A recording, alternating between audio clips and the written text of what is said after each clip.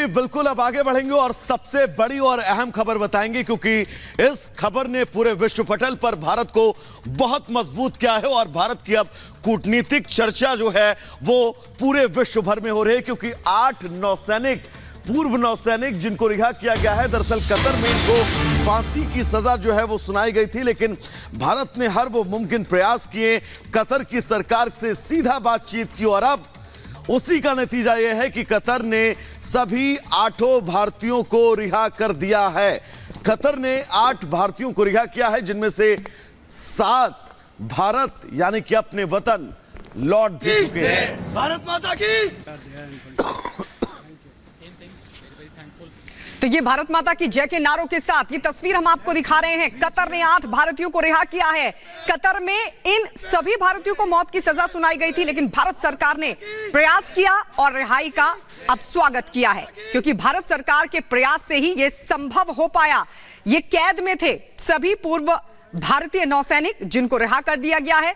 रिहाई के बाद सभी भारत वापस लौटे हैं। कतर में इनको मौत की सजा सुनाई गई थी और इसको लेकर पिछले दिनों विपक्ष की तरफ से भी सवाल उठाए गए थे, लेकिन भारत सरकार की यह बड़ी कूटनीतिक जीत है कि 8 भारतीयों को सुरक्षित रिहा कर दिया गया। भारत माता। Thank you. Same thing. Very, very thankful. Thank you guys. Let's have 3 cheers for India. Hip hip. Hip hip. Hip hip. Bharat माता की जय। भारत माता की जय। भारत माता की जय। They are in front of you. Thank you. यहाँ आके वाकई बहुत खुशी हो रही है कि वापस इंडिया पहुँच गए हम सेफ एंड साउंड। और definitely honourable prime minister Shri Modi को धन्यवाद करना चाहेंगे कि उनके पर्सनल इंटरवेंशन से ये पॉसिबल हुआ, और गवर्नमेंट ऑफ कतार के हिज एक्सीलेंसी द अमीर को कि उन्होंने ये होने दिया। Without the intervention of Prime Minister Modi, it wouldn't be. आज हम आपके सामने खड़े नहीं हो रहे होते अगर इंटरवेंशन नहीं होता at that level, highest level. And specially government of India, उनके अथक प्रयास से कि वो कंसिस्टेंटली लगे रहे, and we are there in front of you. कि ये वाले दिन का हम बहुत दिनों से वेट कर रहे थे, और प्राइम मिनिस्टर मोदी और उनका पर्सनल इंटरवेंशन, उनका इंटरेक्शन, और एक और मौका लेना चाहता हूँ कि थैंक करूँगा अमीर को कतर के, जिनके उनके इंटरेक्शन के कारण आज हम यहाँ खड़े हैं, जिस दिन का हमें बहुत बेसब्री से इंतजार था। We have waited almost 18 months to be back in India. We're extremely grateful to the Honorable Prime Minister Shri Narendra Modi ji. It certainly wouldn't have been possible without his personal intervention and that equation with the Emir of Qatar. I think we are grateful to the government of India, the bottom of our heart. तो हर कोई मोदी सरकार का धन्यवाद कर रहा है, क्योंकि ये बड़ी कूटनीतिक जीत है भारत की। आपको बता दें, मोदी सरकार के प्रयास से ही ये संभव हो पाया। कतर ने 8 पूर्व भारतीय नौसैनिकों को रिहा कर दिया है, जिनको मौत की सजा का ऐलान हुआ था। तो हम आपको बता दें, दरअसल ये पूर्व भारतीय नौसैनिक है जिनको मौत की सजा का ऐलान हुआ था, और आप सोचिए, भारत सरकार ने दखल दिया, भारत सरकार ने वहां की सरकार से बातचीत की, प्रयास की, और उसके बाद ही यह संभव हो सका। इसी पर यह रिपोर्ट आपको दिखाते हैं।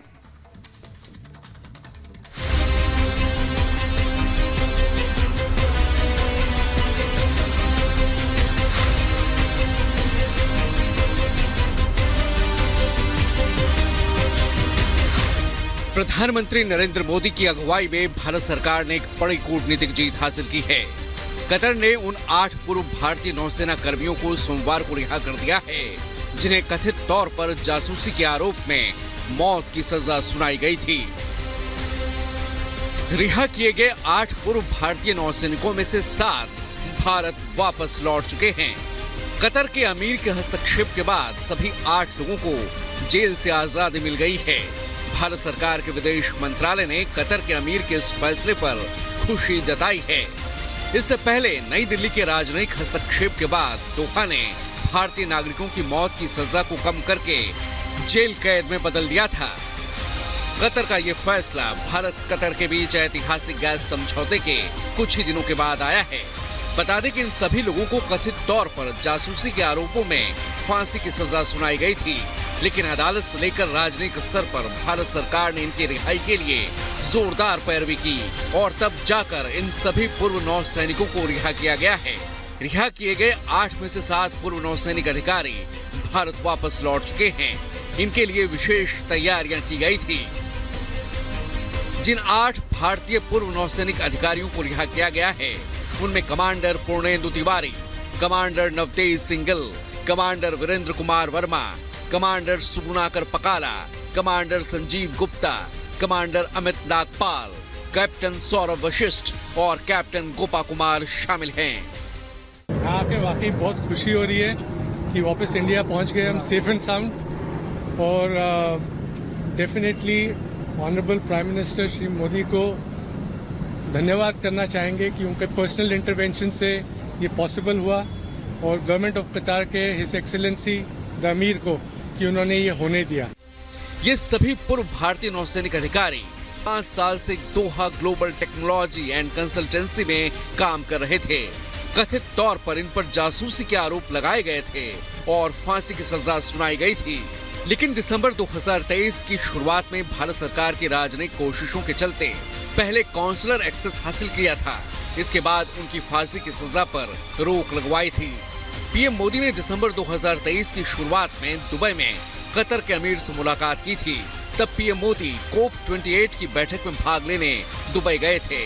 इस मुलाकात के 4 सप्ताह के भीतर ही फांसी की सजा पलट दी गई थी। जब इस केस की सुनवाई हो रही थी तब कोर्ट में भारत के राजदूत भी मौजूद थे। जाहिर है मोदी सरकार इन 8 भारतीयों की रिहाई को लेकर बेहद गंभीर थी और अब भारत सरकार की ये कोशिशें रंग लाई है और भारत को बड़ी कूटनीतिक कामयाबी मिली है। Bureau report, Republic Bharat. तो चलिए दोस्तों, अब मॉर्निंग स्पेशल में आगे बढ़ेंगे और बात करेंगे बिहार की राजनीति और आज नीतीश कुमार की अग्नि परीक्षा जो बिहार के अंदर होने वाली है, क्योंकि लगातार बिहार की सियासत में सवाल उठ रहा है कि क्या बिहार में खेला होना बाकी है। सभी दलों को, कोई भी दल क्यों ना हो, बिहार के अंदर क्रॉस वोटिंग का डर है हर दल के अंदर, और यही कोशिश है कि सभी अपने अपने विधायकों को लगातार उनसे संपर्क साध रहे हैं, अपने संपर्क में उनको लगातार रख रहे हैं। लेकिन आज दूध का दूध और पानी का पानी होने का दिन, यानी कि तस्वीरें बिल्कुल साफ हो जाएंगी जब सदन के पटल पर विश्वास मत पर वोटिंग होगी। नीतीश सरकार की अग्नि परीक्षा आज है। बिहार में विश्वास मत पर वोटिंग होनी है। क्रॉस वोटिंग का डर सभी दलों को है, लेकिन आज तस्वीरें बिल्कुल साफ हो जाएंगी। ये 2 तस्वीरें आपको दिखा रहे हैं। दरअसल पहली तस्वीर तेजस्वी के आवास के अंदर जब सभी विधायक मौजूद थे और तकरीबन 2 दिन ये सभी विधायक एक साथ रहे। दूसरी तरफ सभी दल जो अपने अपने दावे कर रहे हैं। कोई ये कह रहा है कि बिहार की राजनीति में विश्वास मत साबित करने वाले दिन जो कुछ होगा वो सभी को चौंका देगा।